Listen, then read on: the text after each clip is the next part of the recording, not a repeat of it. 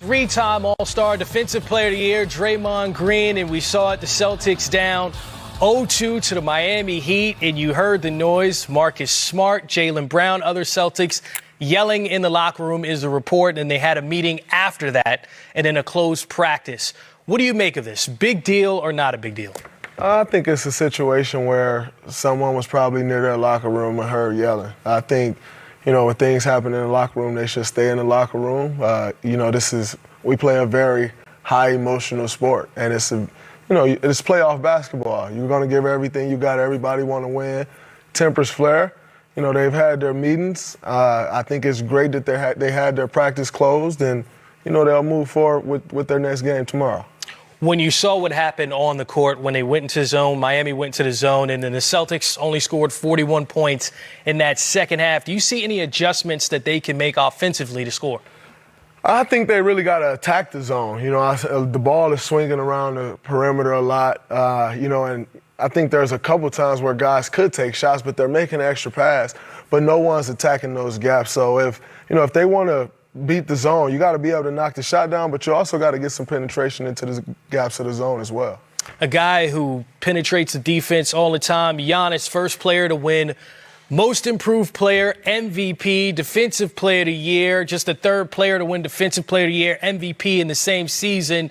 But here he is. We get to the conference finals. He's at home watching. And there seems to be a backlash like, oh, that guy doesn't deserve the MVP because he's not playing still now.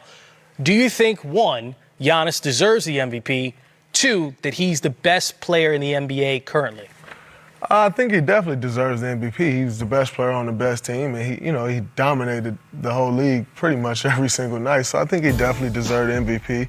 I think, you could also make an argument that LeBron deserved it as well. But then at that rate, you had 1 and 2, and so.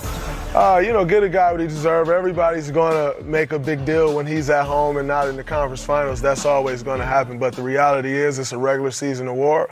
And, he was the best player in the regular season. As far as him being the best player in the NBA, he's won the MVP the last 2 years. There's a ton of other arguments you can make on whether if he's the best player because he hasn't gotten his team over the hump. We all can make arguments, but nonetheless, he's been the best player in the NBA these last 2 seasons, and that's why he's taking the MVP award home. Wait, I can't let you just do that. You said we all make arguments. Who do you think's the best player in the league right now? If I had to pick the best player in the league right now, I'm going to pick LeBron James. I don't think there's anyone that's made a case to be able to control a game or, an entire pace of a game throughout an entire season the way LeBron has. I think, when you look at the NBA overall, James has had some better years than LeBron. Steph has had better years. KD, a lot of guys have had better years, but when you're talking the overall best player, I don't think anyone has removed him from that yet. And we get to see him tonight at 9 o'clock. Lakers-Nuggets, Game 1.